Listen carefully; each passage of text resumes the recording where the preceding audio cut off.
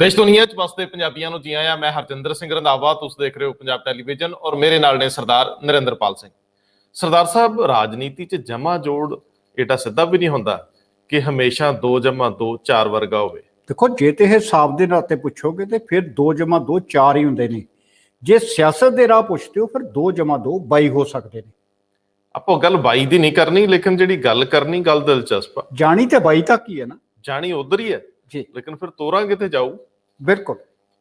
ਜਦੋਂ ਸਰਦਾਰ ਸੁਖਬੀਰ ਸਿੰਘ ਬਾਦਲ ਆਪਣੇ ਵਰਕਰਾਂ ਨੂੰ ਇਹ ਆਖਦੇ ਆ ਕਰੋਨਾ ਦਾ ਦੌਰ ਹੈ, ਮਾਨਵਤਾ ਦੀ ਸੇਵਾ ਕਰੋ, ਕੋਈ ਦੇਰ ਲਈ ਸਿਆਸਤ ਛੱਡ ਦਿਓ, ਦੂਜੇ ਪਲ ਮੈਂ ਵੇਖਦਾ ਸਿਆਸਤ ਤਾਂ ਕੰਪਲੈਕਸ ਕਿਸਮ ਦੀ ਹੋ ਰਹੀ ਹੈ।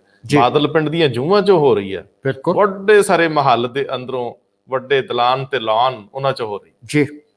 ਮੋਟਾ ਜਿਹਾ ਹਿਸਾਬ ਲਾਈਏ, ਸੇਵਾ ਤਾਂ ਹੈ ਉਹ ਸ਼੍ਰੋਮਣੀ ਕਮੇਟੀ ਵੀ ਕਰ ਰਹੀ ਹੈ ਜੀ, ਬਾਦਲਕਿਆਂ ਦੇ ਪ੍ਰਬੰਧ ਥੱਲੇ ਹੀ ਹੈ ਜੀ, ਤੇ ਉਧਰ ਦਿੱਲੀ ਕਮੇਟੀ ਵੀ ਕਰ ਰਹੀ ਹੈ। ਬਿਲਕੁਲ ਸਹੀ ਹੋਣੀ ਚਾਹੀਦੀ ਹੈ।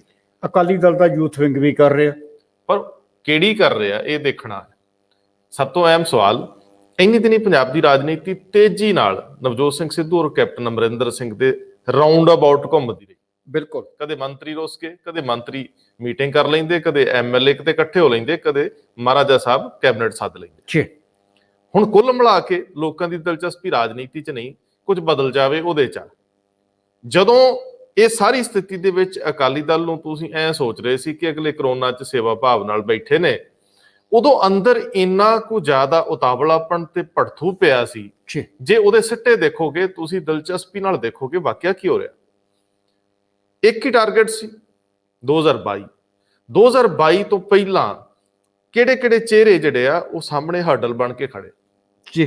ਰਾਜਨੀਤੀ ਸਦਾ ਇਹ ਹੁੰਦੀ ਰਹੀ ਵੀ ਇੱਕ ਵਾਰੀ ਅਕਾਲੀ, ਇੱਕ ਵਾਰੀ ਕਾਂਗਰਸੀ, ਉੱਤਰ ਕਾਟੋ ਮੈਂ ਚੜਾ। ਕੈਪਟਨ ਅਮਰਿੰਦਰ ਸਿੰਘ ਬੇਅਦਬੀ ਮਾਮਲਿਆਂ ਤੋਂ ਬਾਅਦ ਘਟਨਾਵਾਂ ਜੋ ਵਾਪਰੀਆਂ, ਉਹਦੇ ਆਪਣੇ ਐਮਐਲਏ ਤੇ ਵਜ਼ੀਰ ਹੀ ਇਸ ਗੱਲ ਦਾ ਭਰੋਸਾ ਨਹੀਂ ਦੇ ਰਹੇ ਕਿ ਅਸੀਂ ਜਿੱਤ ਕੇ ਆਵਾਂਗੇ ਜੀ। ਤੇ ਅਕਾਲੀਆਂ ਨੇ ਤੇ ਕੰਧ ਤੇ ਲਿਖਿਆ ਪੜ੍ਹ ਲਿਆ, ਅਮਰਿੰਦਰ ਸਿੰਘ ਤਾਂ ਜਾ ਰਹੇ। ਮੋਟੇ ਤੌਰ ਤੇ ਇਹ ਦੇਖਿਆ ਜਾ ਰਿਹਾ ਸੀ ਵੀ ਜਦੋਂ ਅਮਰਿੰਦਰ ਸਿੰਘ ਸਿੱਧੂ ਦੇ ਦੁਆਲੇ ਡਾਂਗ ਕੱਢ ਕੇ ਖਲੋ ਗਏ, ਅਖੇ ਮੇਰੇ ਆ ਪਟਿਆਲਿਓਂ ਲੜ ਲਾ ਜੀ, ਉਸੇ ਵੇਲੇ ਹੀ ਜਦੋਂ ਅਕਾਲੀਏ ਕਹਿੰਦੇ ਵੀ ਇਹ ਸਿੱਧੂ ਵੀ ਬੇਅਦਬੀ ਮਾਮਲਿਆਂ 'ਚ ਓਨਾ ਹੀ ਦੋਸ਼ੀ ਹੈ, ਤੇ ਹਰ ਦਿਨ ਬੇਅਦਬੀ ਮਾਮਲਿਆਂ 'ਚ ਸਿੱਧੂ ਦੇ ਖਿਲਾਫ ਕੋਈ ਨਾ ਕੋਈ ਲੀਡਰ ਬਿਆਨਬਾਜ਼ੀ ਕਰਨ ਲੱਗ ਗਿਆ। ਮੋਟੇ ਤੌਰ ਤੇ ਇੰਝ ਲੱਗਦਾ ਸੀ ਕਿ ਇਹ ਇਕੱਠੇ ਰਲੇ ਹੋਏ ਆ, ਬਾਦਲ ਔਰ ਕੈਪਟਨ ਇਹ ਧੜੇ ਜਿਹੜੇ ਆ ਇੱਕ ਦੂਜੇ ਦੀ ਫੇਵਰ ਕਰ ਰਹੇ ਆ, ਸਿੱਧਾ ਵਾਰ ਸਿੱਧੂ ਤੇ ਕਰ ਰਹੇ। ਲੇਕਿਨ ਸਮੀਕਰਨ ਇੰਨੇ ਆਸਾਨ ਨਹੀਂ ਗੇ। ਸਵਾਲ ਇਹ ਆ ਕਿ ਕੈਪਟਨ ਅਮਰਿੰਦਰ ਸਿੰਘ ਨੂੰ ਲੱਗ ਰਿਹਾ ਕਿ ਕਾਲੀਏ ਲੀਓਂ ਲੈ ਗਏ, ਇਹ ਨਹੀਂ ਚੜਦੇ ਬੇਅਦਬੀ ਦੇ ਮਾਰੇ, ਐਸੇ ਭੰਨੇ ਨੇ, ਇਹ ਨਹੀਂ ਲੀਏ ਚੜਦੇ। ਤੇ ਉਧਰਲੇ ਬੰਨੇ ਸੁਖਬੀਰ ਕਿਆਂ ਨੂੰ ਵੀ ਲੱਗਦਾ ਕਿ ਕਪਤਾਨ ਸਾਹਿਬ ਇਸ ਮਾਰ ਤੋਂ ਉੱਠ ਨਹੀਂ ਸਕਣੇ। ਫਿਰ ਜੇ ਕੈਪਟਨ ਸਾਹਿਬ ਦਾ ਵੀ ਨਿਸ਼ਾਨਾ ਸਿੱਧੂ ਹੀ ਹੈ ਤੇ ਬਾਦਲ ਕਿਆਂ ਦਾ ਵੀ ਸਿੱਧੂ ਹੀ ਹੈ, ਤੇ ਇਸ ਕਰਕੇ ਨਹੀਂ ਵੀ ਉਦੋਂ ਵੀ ਰਲ ਕੇ ਖੇਡਦੇ, ਦੁਸ਼ਮਣ ਦਾ ਦੁਸ਼ਮਣ ਦੋਸਤ। ਸਵਾਲ ਇਹ ਹੈ ਕਿ ਸਾਰਿਆਂ ਨੂੰ ਇੰਝ ਲੱਗਦਾ ਹੈ ਕਿ ਸਿੱਧੀ ਲੜਾਈ ਇਸ ਚਿਹਰੇ ਨਾਲ ਹੋ ਸਕਦੀ ਆ। ਇਹ ਭਾਵੇਂ ਆਪ ਵੱਲੋਂ ਆ ਜੇ, ਕਾਂਗਰਸ ਦਾ ਧੱਕਿਆ ਨਵਾਂ ਧੜਾ ਕਾਇਮ ਕਰ ਲੇ, ਜਾਂ ਸਾਰੇ ਜਿੰਨੇ ਵੀ ਖਿੰਡੇ ਲੋਕ ਉਹਨਾਂ ਨੂੰ ਇਕੱਠਿਆਂ ਕਰਕੇ ਖੜਾ ਹੋ ਜੇ। ਜੇ ਲੜਾਈ ਇਸੇ ਨਾਲ ਹੀ ਲੜਨੀ ਆ ਤੇ ਲੜਾਈ ਤੋਂ ਪਹਿਲਾਂ ਹੀ ਢਾਹ ਲਈਏ। ਇਹ ਸਵਾਲ ਅਹਿਮ ਆ ਕਿ ਇੱਕ ਪਾਸੇ ਇਹ ਪਹਿਲੂ ਬਣ ਗਿਆ, ਦੂਜੇ ਬੰਨੇ ਅਕਾਲੀ ਦਲ ਦੇ ਉੱਭਰਵੇਂ ਲੀਡਰ, ਖਾਸ ਤੌਰ ਤੇ ਨੌਜਵਾਨ ਲੀਡਰ ਜਿਨ੍ਹਾਂ ਨੂੰ ਬੋਲਣਾ ਆਉਂਦਾ, ਜਿਹੜੇ ਸੋਸ਼ਲ ਮੀਡੀਆ ਤੇ ਐਕਟਿਵ ਆ, ਹਰ ਦਿਨ ਕੋਈ ਨਾ ਕੋਈ ਉਹਨਾਂ ਦਾ ਵਿਅਕਤੀ ਭਾਈ ਰਣਜੀਤ ਸਿੰਘ ਤੇ ਭਾਈ ਰਣਜੀਤ ਸਿੰਘ ਦੇ ਬੰਦਿਆਂ ਤੇ ਹਮਲਾ ਕਰ ਰਿਹਾ। ਬਿਲਕੁਲ। ਹੁਣ ਦੂਜਾ ਪਹਿਲੂ ਇਹ ਆ, ਦੋ ਹੀ ਲੜਾਈਆਂ, ਜਾਂ ਤਾਂ 22 ਦੇ ਵਿੱਚ ਅਸੈਂਬਲੀ 'ਚ ਭੇੜ ਹੋਣੇ ਤੇ ਜਾਂ 22 ਤੋਂ ਪਹਿਲਾਂ ਜਾਂ ਤੁਰੰਤ ਬਾਅਦ ਸ਼੍ਰੋਮਣੀ ਕਮੇਟੀ ਦੀਆਂ ਚੋਣਾਂ ਹੋਣੀਆਂ। ਲੜਾਈ ਜੰਗ ਤੇ ਦੋਨੇ ਪਾਸੇ ਹੋਣੀ ਹੈ। ਲੇਕਿਨ ਫਰਕ ਸਿਰਫ ਇਹ ਆ ਕਿ ਅਕਾਲੀ ਦਲ ਨੇ ਇੱਕੋ ਪਲੇਟਫਾਰਮ ਤੋਂ ਦੋਨੋਂ ਲੜਾਈਆਂ ਲੜਨੀਆਂ ਜੀ, ਲੇਕਿਨ ਦੂਜੇ ਪਾਸੇ ਜਿਹੜੀਆਂ ਧਿਰਾਂ ਨੇ ਉਹਨਾਂ ਨੇ ਆਪਣੇ ਇਲਾਕੇ ਵੰਡ ਲਏ ਨੇ, ਆਪਣਾ ਖੇਤਰ ਵੰਡ ਲਿਆ ਵੀ ਇੱਕ ਨੇ ਧਰਮ ਦੇ ਪੱਖ 'ਚ ਲੜਨਾ ਤੇ ਦੂਜੇ ਨੇ ਸਿਆਸਤ ਦੇ ਵਿੱਚ ਲੜਨਾ।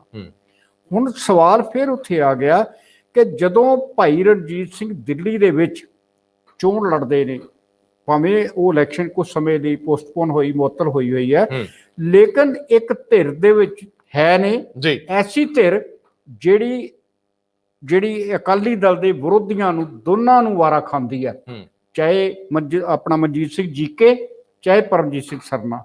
ਭਾਈ ਰਣਜੀਤ ਸਿੰਘ ਦੋਨਾਂ ਨੂੰ ਵਾਰਾ ਖਾ ਰਹੇ ਨੇ, ਦੋਨੇ ਉਹਨਾਂ ਨੂੰ ਸਤਿਕਾਰ ਦੇ ਰਹੇ ਨੇ। ਭਾਈ ਰਣਜੀਤ ਸਿੰਘ ਅੱਗੇ ਵਧ ਰਹੇ ਨੇ। ਉਹਦੇ ਤੋਂ ਬਾਅਦ ਭਾਈ ਰਣਜੀਤ ਸਿੰਘ ਨੇ ਪੰਜਾਬ ਦੇ ਵਿੱਚ ਸ਼੍ਰੋਮਣੀ ਕਮੇਟੀ ਵੱਲ ਨੂੰ ਵਧਣਾ। ਦੇਖੋ ਸਰਦਾਰ ਜੀ, ਇੱਕ ਮੋਟਾ ਜਿਹਾ ਤੱਥ ਆ ਕਿ ਸੁਖਬੀਰ ਸਿੰਘ ਬਾਦਲ, ਇਹ ਤਾਂ ਚਲੋ ਹੁਣ ਜਿਹੜੀ ਹੁਣ ਅਗਲੀ ਪੀੜ੍ਹੀ ਆ ਇਹ ਤਾਂ ਥੋੜੀ ਜਿਹੀ ਕਾਹਲੀ ਪੈ ਜਾਂਦੀ ਹੈ। ਸਰਦਾਰ ਪ੍ਰਕਾਸ਼ ਸਿੰਘ ਬਾਦਲ ਕਿਸੇ ਵੀ ਵਿਰੋਧੀ ਦੇ ਖਿਲਾਫ ਕਦੇ ਨਹੀਂ ਬੋਲਦੇ ਹੁੰਦੇ ਜੀ। ਉਹ ਆਪਣੀ ਜ਼ੁਬਾਨ ਤੋਂ ਕਿਸੇ ਦੇ ਖਿਲਾਫ ਲਫ਼ਜ਼ ਬੋਲਣ ਦਾ ਮਤਲਬ ਹੁੰਦਾ ਸੀ ਉਹਨੂੰ ਅਹਿਮੀਅਤ ਦੇਣਾ ਜੀ, ਕਿਉਂਕਿ ਉਮਰ ਦਾ ਤਕਾਜ਼ਾ ਸੀ। ਲਗਭਗ 50-60 ਸਾਲ ਸਿਆਸਤ ਵਿੱਚ ਲਾਏ ਸੀ ਕਿ ਛੋਟੇ ਵਿਰੋਧੀ ਦੇ ਗਲ ਪਾਓਗੇ ਉਹ ਵੱਡਾ ਹੋ ਜਾਊ। ਜਦੋਂ ਗਲ ਪੈਣਾ ਵੱਡਿਆਂ ਦੇ ਪਾਓ, ਦਿੱਲੀ ਨੂੰ ਹਮੇਸ਼ਾ ਪੈਂਦੇ ਰਹੇ, ਭਾਵੇਂ ਰਲ ਕੇ ਵੀ ਚੱਲਦੇ ਰਹੇ, ਲੇਕਿਨ ਦਿੱਲੀ ਦੀ ਵੱਡੀ ਸਰਕਾਰ ਨੂੰ ਕਹਿ ਲੈਣਾ ਜੀ ਇਹ ਕੇਂਦਰ ਧੱਕਾ ਕਰਦਾ ਜੀ। ਸੁਖਬੀਰ ਸਿੰਘ ਬਾਦਲ ਅਮੂਮਨ ਇਸ ਤਰ੍ਹਾਂ ਨਹੀਂ ਕਰਦੇ, ਉਹ ਹਮਲਾ ਬੋਲਣ ਦੀ ਰੁਚੀ ਰੱਖਦੇ ਆ।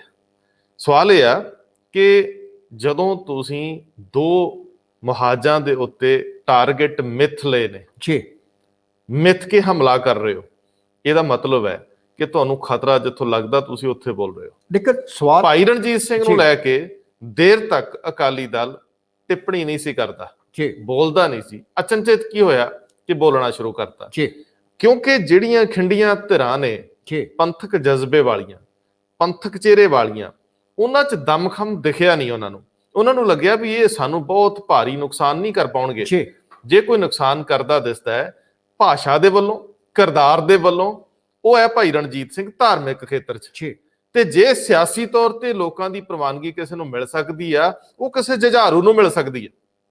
ਜਦੋਂ ਨਵਜੋਤ ਸਿੰਘ ਸਿੱਧੂ ਕਹਿੰਦਾ ਵੀ ਮੈਂ ਟੰਗ ਦੂੰ, ਮੈਂ ਅੰਦਰ ਦਊਂ, ਜਦੋਂ ਉਹ ਭਾਸ਼ਾ ਵੀ ਉਦਾਂ ਦੀ ਵਰਤਦਾ, ਉਹ ਇੰਜ ਲੱਗਦਾ ਹੈ ਕਿ ਪੰਜਾਬੀ ਕਿਤੇ ਉਹਨੂੰ ਸਿਰ ਤੇ ਨਾ ਚੁੱਕ ਲੈਣ। 2022 ਤੋਂ ਪਹਿਲਾਂ ਹੀ ਜਿੱਤ ਯਕੀਨੀ ਨਾ ਹੋ ਜੇ। ਇਹ ਹਿਸਟਰੀ ਹੋ ਸਕਦੀ। ਸਿੱਧੂ, ਇਹ ਸਾਰੇ ਤਾਂ ਸਮਝਦੇ ਆ ਕਿ ਸਿੱਧੂ ਸਾਡੇ ਲਈ ਹਰਡਲ ਆ ਤੇ ਸਾਡੇ ਲਈ ਇੱਕ ਥ੍ਰੈਟ ਆ। ਇਹ ਕੱਲਾ ਸਿੱਧੂ ਹੀ ਨਹੀਂ ਸ਼ਾਇਦ ਜਾਣਦਾ ਵੀ ਮੈਂ ਥ੍ਰੈਟ ਹੈਗਾ ਕਿ ਨਹੀਂ ਹੈਗਾ। ਸਿੱਧੂ ਨੂੰ ਇਸ ਗੱਲ ਦਾ ਅੰਦਾਜ਼ਾ ਨਹੀਂ ਵੀ ਉਹਦੀ ਖੂਬਸੂਰਤੀ ਬਣਨੀ ਸੀ ਕੱਲਿਆਂ ਚੱਲਣ 'ਚ, ਬਿਹਤਰ ਪੰਜਾਬੀਆਂ ਨੂੰ ਨਾਲ ਲੈ ਕੇ ਅੱਗੇ ਵਧਣ 'ਚ, ਨਵੀਂ ਧਾਰਾ 'ਚ ਵਹਿਣ ਨਾਲ। ਪੁਰਾਣੇ ਬੁੱਸੇ ਹੋਏ, ਠਹਿਰੇ ਹੋਏ, ਖੜੋਤ ਦੇ ਮਾਰੇ ਪਾਣੀਆਂ ਦੇ ਵਿੱਚ ਸਵਾਏ ਸੜਿਆਂ ਦੌਣ ਤੋਂ ਹੋਰ ਕੱਖ ਨਹੀਂ ਮਿਲਣਾ। ਨਾ ਉਹਦੇ ਕੰਢੇ ਬੈਠਿਆ ਜਾਂਦਾ, ਨਾ ਸੈਰ ਹੁੰਦੀ। ਨਵਜੋਤ ਸਿੰਘ ਸਿੱਧੂ ਪਤਾ ਨਹੀਂ ਕਿਹੜੇ ਮਸ਼ਗੂਲ ਆ ਕੰਮਾਂ 'ਚ, ਉਹ ਟਵੀਟ ਤਾਂ ਕਰਦਾ, ਲੜਾਈ ਲੜਨ ਨੂੰ ਭੱਜਦਾ। ਜਿਹੜੀ ਲੜਾਈ ਸਰਦਾਰ ਸਾਹਿਬ ਇਹ ਲੋਕ ਦੇਖ ਰਹੇ ਦੂਰੋਂ ਬਹਿ ਕੇ, ਜਿਹਦੇ ਇਹ ਰੱਸੇ ਪੈੜੇ ਵੱਟ ਰਹੇ ਆ, ਜਿਹਨੂੰ ਇਹ ਢਾਉਣ ਦੀ ਕੋਸ਼ਿਸ਼ ਕਰ ਰਹੇ ਆ, ਉਹ ਮੱਲ ਤਾਂ ਮੈਦਾਨ 'ਚ ਹੀ ਹੈ ਨਹੀਂ, ਉਹ ਤਾਂ ਮੈਦਾਨ 'ਚ ਆਇਆ ਹੀ ਨਹੀਂ। ਸਵਾਲ ਇਹ ਆ ਕਿ ਹੁਣ ਜਦੋਂ ਡਰਾਇੰਗ ਰੂਮ ਦੀ ਬਹਿਸ ਹਮਲਿਆਂ 'ਚ ਬਦਲ ਚੁੱਕੀ ਹੈ, ਪੰਜਾਬ ਦੀ ਰਾਜਨੀਤੀ ਜਗ੍ਹਾ ਲੈ ਚੁੱਕੀ ਹੈ, 22 ਦਾ ਦ੍ਰਿਸ਼ ਕਲੀਅਰ ਹੋ ਚੁੱਕਿਆ, ਉਸ ਵੇਲੇ ਕਿਉਂਕਿ ਅਕਾਲੀ ਦਲ ਦੀ ਆਪਣੀ ਰਣਨੀਤੀ 'ਚ ਇਹ ਪਤਾ ਲੱਗ ਗਿਆ ਕੈਪਟਨ ਅਮਰਿੰਦਰ ਸਿੰਘ ਦੇ ਹੁੰਦਿਆਂ ਸਿੱਧੂ ਦਾ ਪੰਜਾਬ ਕਾਂਗਰਸ 'ਚ ਕੋਈ ਸਥਾਨ ਨਹੀਂ। ਔਰ ਕਾਂਗਰਸ ਹਾਈ ਕਮਾਂਡ ਇਸ ਸਥਿਤੀ 'ਚ ਨਹੀਂ ਕਿ ਉਹ ਕੈਪਟਨ ਅਮਰਿੰਦਰ ਸਿੰਘ ਨੂੰ ਪਾਸੇ ਕਰਕੇ ਸਿੱਧੂ ਨੂੰ ਸਜਾ ਦੇਵੇ। ਸਿੱਧੂ ਇਸ ਮੁਗਾਲਤੇ 'ਚ ਹੋ ਸਕਦੇ, ਭਰਮ 'ਚ ਹੋ ਸਕਦੇ ਆ ਕਿ ਹਾਈ ਕਮਾਂਡ ਮੈਨੂੰ ਅਗਲੀ ਕਮਾਂਡ ਦੇ ਦਊਗੀ, ਮੈਨੂੰ ਕੰਪੇਨ ਕਮੇਟੀ ਦੇ ਦਊਗੀ, ਮੈਨੂੰ ਟਿਕਟਾਂ ਦੀ ਵੰਡ 'ਚ ਮੇਰਾ ਹਿੱਸਾ ਰੱਖ ਲਿਆ ਜਾਊਗਾ, ਜਾਂ ਅਗਲੀ ਵਾਰ ਦਾ ਚਿਹਰਾ ਮੈਨੂੰ ਅਨਾਉਂਸ ਕਰਤਾ ਜਾਊਗਾ। ਇਹ ਸਿੱਧੂ ਦਾ ਮੁਗਾਲਤਾ ਭਰਮ ਹੋ ਸਕਦਾ, ਮਹਿਜ਼ ਹੋਣਾ ਇੰਜ ਨਹੀਂ। ਕਾਂਗਰਸ ਹਾਈ ਕਮਾਂਡ ਕਮਜ਼ੋਰ ਹੋ ਚੁੱਕੀ ਆ ਔਰ ਇਹ ਸਥਿਤੀ 'ਚ ਨਹੀਂ ਗਈ ਕਿ ਉਹ ਏਡਾ ਤਗੜਾ ਫੈਸਲਾ ਲਵੇ। ਔਰ ਇਸ ਵੇਲੇ ਜਿਹੜਾ ਅਕਾਲੀ ਦਲ ਇਹ ਸਮਝਦਾ ਹੈ ਕਿ ਸਾਹਮਣੇ ਖੜੀ ਤਕਲੀਫ ਜਿਹੜੀ ਆ ਉਹ ਸਿੱਧੂ ਦੇ ਰੂਪ 'ਚ ਹੈ, ਭਾਈ ਰਣਜੀਤ ਸਿੰਘ ਦੇ ਰੂਪ 'ਚ ਹੈ, ਔਰ ਚੁੱਪ ਚਪੀਤੇ ਉਹਨਾਂ ਨੂੰ ਟਾਰਗੇਟ ਤੇ ਲੈ ਕੇ ਅਗਲੀ ਰਣਨੀਤੀ ਤੇ ਅਮਲ ਸ਼ੁਰੂ ਹੋ ਚੁੱਕਿਆ। ਵੈਸੇ ਤੁਸੀਂ ਗੱਲ ਜ਼ਿਕਰ ਕੀਤਾ ਸੀ ਪ੍ਰਕਾਸ਼ ਸਿੰਘ ਬਾਦਲ ਬੋਲਦੇ ਨਹੀਂ ਜੀ, ਤੁਸੀਂ ਇਹ ਦੋ ਜਿਹੜੇ ਸਾਹਮਣੇ ਨੁਕਤੇ ਰੱਖੇ ਨੇ, ਇੱਕ ਨਵਜੋਤ ਸਿੰਘ ਸਿੱਧੂ ਵਾਲਾ, ਇੱਕ ਭਾਈ ਰਣਜੀਤ ਸਿੰਘ ਤੇ ਹਮਲੇ ਵਾਲਾ, ਇਹਨਾਂ ਮਾਮਲਿਆਂ ਦੇ ਵਿੱਚ ਵੀ ਸੁਖਬੀਰ ਸਿੰਘ ਬਾਦਲ ਆਪ ਨੇ ਬੋਲ ਰਹੇ। ਤੁਹਾਨੂੰ ਯਾਦ ਹੈ ਨਵਜੋਤ ਸਿੰਘ ਸਿੱਧੂ ਦੇ ਮਸਲੇ ਤੇ ਬੋਲੇ ਸਨ ਬਲਵਿੰਦਰ ਸਿੰਘ ਭੂੰਦੜ ਜੀ, ਔਰ ਭਾਈ ਰਣਜੀਤ ਸਿੰਘ ਦੇ ਮਸਲੇ ਤੇ ਕੌਣ ਬੋਲਿਆ ਸੀ? ਇਹਨਾਂ ਦੇ ਬੁਲਾਰੇ ਜੀ ਇਹੋ ਹੀ ਸੀ। ਕਿਉਂਕਿ ਜਦੋਂ ਮੈਦਾਨੇ ਜੰਗ ਦੇ ਵਿੱਚ ਹੋਵੋ ਉਸ ਵੇਲੇ ਦੋ ਲੋਕ ਹਮੇਸ਼ਾ ਨਿਸ਼ਾਨੇ ਤੇ ਲੈ ਜਾਂਦੇ ਨੇ ਜੀ। ਇੱਕ ਉਹ ਜਿਹਨੂੰ ਅਸੀਂ ਕਹਿੰਦੇ ਆ ਬਿਗਲ ਬਲੋਅਰ, ਜਿਹੜਾ ਰਣਸਿੰਗਾ ਫੂਕਦਾ। ਜਦੋਂ ਪੁਰਾਣੇ ਲੜਾਈਆਂ ਹੁੰਦੀਆਂ ਸੀ ਨਾ, ਬਕਾਇਦਾ ਰਣਸਿੰਗਾ ਪੂਰਿਆ ਜਾਂਦਾ ਸੀਗਾ ਵੀ ਆ ਜਾਓ ਬਈ ਲੜਾਈ ਸ਼ੁਰੂ ਹੋ ਗਈ ਜੇ, ਗਗਨ ਦਾ ਮਾਮਾ ਬਾਜਿਓ। ਬਿਲਕੁਲ। ਔਰ ਜਿਹੜਾ ਸਾਹਮਣੇ ਸੀ ਨਾ ਉਹ ਸਭ ਤੋਂ ਪਹਿਲਾਂ ਨਿਸ਼ਾਨਾ ਉਹਦੇ ਤੇ ਮਾਰਦੇ ਸੀ ਵੀ ਇਹੋ ਹੀ ਆ, ਲੜਾਈ ਦਾ ਐਂਡ ਵੀ ਉਹਨੇ ਕਰਨਾ ਹੁੰਦਾ। ਔਰ ਇਸ ਵੇਲੇ ਇਹਨਾਂ ਨੂੰ ਲੱਗਦਾ ਕਿ ਘੱਟੋ ਘੱਟ ਜਿਹੜੇ ਦੱਬੇ ਹੋਏ ਮੁਰਦੇ ਨੇ ਉਹ ਕੌਣ ਪੁੱਟ ਰਿਹਾ ਜੀ। ਠੀਕ ਹੈ, ਜੋ ਕੁਝ ਬੇਅਦਬੀ ਮਾਮਲਿਆਂ ਦੀ ਜਾਂਚ ਜਿਸ ਮੁਕਾਮ ਤੱਕ ਪੁੱਜੀ ਆ ਉਹਦੇ ਲਈ ਬਤੌਰ ਸਟੇਟ ਦੇ ਮੁਖੀ ਕੈਪਟਨ ਅਮਰਿੰਦਰ ਸਿੰਘ ਸਿੱਧੇ ਜ਼ਿੰਮੇਵਾਰ ਨੇ ਜੀ, ਉਹਨਾਂ ਦੇ ਉੱਤੇ ਹੀ ਸਾਰੀ ਜ਼ਿੰਮੇਵਾਰੀ ਪੈਂਦੀ ਹੈ। ਲੇਕਿਨ ਬਾਰ-ਬਾਰ ਇੱਕ ਫੈਸਲਾ ਆ ਗਿਆ ਅਦਾਲਤ ਦਾ ਕਿ ਕੋਟਕਪੂਰੇ ਵਾਲੀ ਜਾਂਚ ਰੱਦ ਜੀ। ਸਭ ਤੋਂ ਜ਼ਿਆਦਾ ਖੁਸ਼ੀ ਕਿਹਨਾਂ ਚਿਹਰਿਆਂ ਤੇ ਦੇਖੀ ਗਈ ਸੀ? ਅਕਾਲੀ ਦਲ ਦੇ। ਹੋਇਆ ਕੀ? ਨਹੀਂ, ਉਹ ਕਾਲ ਹੈ ਸਰਦਾਰ ਜੀ, ਉਹ ਕਾਲ ਹੈ ਔਰ ਗਲਤੀ ਹੈ। ਜੋ ਮਰਜ਼ੀ, ਅਸੀਂ ਨਹੀਂ ਕਹਿੰਦੇ ਗਲਤੀ ਹੈ, ਅਸੀਂ ਕਦੀ ਨਹੀਂ ਗਲਤੀ ਕਵਾਂਗੇ। ਅਗਲੇ ਅਗਰ ਚੰਗਾ ਮਨਾਉਂਦੇ ਤੇ ਉਹਨਾਂ ਨੂੰ ਹੱਕ ਬਣਦਾ। ਜਦੋਂ ਬਾਰ-ਬਾਰ ਕਹਿੰਦੇ ਕਿ ਸਾਨੂੰ ਸਿਆਸੀ ਤੌਰ ਦੇ ਤੇ ਨਿਸ਼ਾਨਾ ਬਣਾਇਆ ਗਿਆ ਸੀ, ਐਸੇ ਫੈਸਲੇ ਨੂੰ ਸੁਣ ਕੇ ਉਹਨਾਂ ਦੀ ਖੁਸ਼ੀ ਉਹਨਾਂ ਦੇ ਹਿਸਾਬ ਨਾਲ ਜਾਇਜ਼ ਹੈ। ਸਰਦਾਰ ਸਾਹਿਬ ਕੀ ਗੱਲਾਂ ਕਰਦੇ ਹੋ? ਜਦੋਂ ਕਿਸੇ ਚਲਾਨ ਦੇ ਵਿੱਚ ਉਹਨਾਂ ਦਾ ਨਾਂ ਕੋਰਟ 'ਚ ਪੇਸ਼ ਨਹੀਂ ਹੋਇਆ ਜੀ, ਠੀਕ ਹੈ, ਉਹ ਸੁਣਿਆ ਕਿ ਚਾਰਜ ਸ਼ੀਟ ਦੇ ਵਿੱਚ ਕੁਝ ਕਿਤੇ 41 ਨੰਬਰ ਤੋਂ 50 ਨੰਬਰ ਤੱਕ ਦੇ ਜ਼ਿਕਰ ਸੁਣਿਆ ਆਇਆ। ਮੈਂ ਤਾਂ ਉਹ ਧਿਆਨ 'ਚ ਨਹੀਂ ਦੇਖਿਆ, ਲੇਕਿਨ ਜਦੋਂ ਕਿਸੇ ਦਾ ਨਾਂ ਹੀ ਨਹੀਂ ਆਇਆ ਉਹ ਆਪਣੇ ਆਪ ਨੂੰ ਦੋਸ਼ੀਆਂ ਦੇ। ਤੁਸੀਂ ਉਹੀ ਉਦਾਹਰਨ ਦਿੱਤੀ ਹੈ ਨਾ ਕਿ ਬੰਦੇ ਨੂੰ ਫੜ ਕੇ, ਮਾਫ ਕਰਨਾ, ਮਹਿਕਮੇ ਦਾ ਨਾਂ ਲੈਣ ਲੱਗਾ, ਉਹਨਾਂ 4 ਚਪੇੜਾਂ ਮਾਰੀਆਂ, ਆਖੇ ਤੂੰ ਕਿਹਾ ਕਿ ਪੁਲਿਸ ਚੋਰ ਹੈ। ਉਹ ਕਹਿੰਦਾ ਜੀ ਮੈਂ ਤੁਹਾਡਾ ਨਾਂ ਹੀ ਨਹੀਂ ਲਿਆ। ਕਹਿੰਦਾ ਸਾਨੂੰ ਨਹੀਂ ਪਤਾ ਕੌਣ ਚੋਰ ਆ। ਨਹੀਂ, ਇਹ ਤੁਸੀਂ ਧੱਕਾ ਕਰਕੇ ਦੇਖੋ ਮੇਰੀ ਗੱਲ ਸੁਣੋ। ਇਹ ਮਾਫੀ, ਇਹਦੇ ਲਈ ਮਾਫੀ, ਹਾਲਾਂਕਿ ਇਹ ਆਮ ਬੋਲਚਾਲ ਦੀ ਭਾਸ਼ਾ 'ਚ ਇਹੋ ਜਿਹੇ ਚੁਟਕਲੇ ਚੱਲ ਜਾਂਦੇ ਆ। ਉਹਨਾਂ ਨੂੰ ਮਹਿਸੂਸ ਹੋਇਆ ਕਿ ਸਾਨੂੰ ਨਿਸ਼ਾਨਾ ਬਣਾਇਆ ਗਿਆ ਸੀ। ਇਹ ਅਦਾਲਤ ਦਾ ਫੈਸਲਾ ਸਹੀ ਆ, ਇਸ ਕਰਕੇ ਉਹਨਾਂ ਦੇ ਚਿਹਰਿਆਂ ਤੇ ਰੌਣਕ ਸੀ। ਲੇਕਿਨ ਸਭ ਤੋਂ ਜ਼ਿਆਦਾ ਜੀ, ਭਾਵੇਂ ਨਵਜੋਤ ਸਿੰਘ ਸਿੱਧੂ ਹਾਸ਼ੀਏ ਤੋਂ ਵੀ ਗਾਂਹ ਕੋਈ ਜਗ੍ਹਾ ਹੋਵੇ ਤੇ ਉੱਥੇ ਚਲੇ ਜਾਵੇ, ਲੇਕਿਨ ਨਵਜੋਤ ਸਿੰਘ ਸਿੱਧੂ ਦੀ ਇੱਕੋ ਹੀ ਤੋਤਾ ਰਾਟਿਆ ਕਿ ਬੇਅਦਬੀ ਦੇ ਦੋਸ਼ੀਆਂ ਨੂੰ ਸਜ਼ਾ ਦਵਾਈ ਜਾਏ। ਬੇਅਦਬੀ ਦੇ ਦੋਸ਼ੀਆਂ, ਇਹ ਤੋਤਾ ਰੱਟ ਨਹੀਂ ਗੀ। ਦੇਖੋ, ਸਿੱਧੂ ਜੋ ਕਹਿ ਰਿਹਾ ਠੀਕ ਕਹਿ ਰਿਹਾ। ਆਖਰ ਅਸੀਂ ਉਸ ਦੇਸ਼ ਦੇ ਵਿੱਚ ਵੱਸਦੇ ਹਾਂ ਜਿੱਥੇ ਹਰੇਕ ਨੂੰ ਕਿਹਾ ਜਾਂਦਾ ਕਿ ਤੈਨੂੰ ਤੇਰਾ ਧਰਮ ਮੁਬਾਰਕ। ਤੁਸੀਂ ਦੋਨਾਂ ਗੱਲਾਂ ਨੇ, ਮੈਂ ਲਫ਼ਜ਼ ਇਸ ਕਰਕੇ ਵਰਤਿਆ ਕਿ ਉਹ ਇੱਕੋ ਜਗ੍ਹਾ ਤੇ ਸੂਈ ਜਿਹੜੀ ਆ, ਉਹੀ ਚੀਜ਼ ਜਿਹੜੀ ਆ ਉਹ ਭਾਈ ਰਣਜੀਤ ਸਿੰਘ ਕੋਲ ਆ। ਭਾਈ ਰਣਜੀਤ ਸਿੰਘ ਬਾਰ-ਬਾਰ ਅਕਾਲੀ ਦਲ ਨੂੰ ਨਿਸ਼ਾਨੇ ਤੇ ਲੈ ਰਹੇ ਨੇ।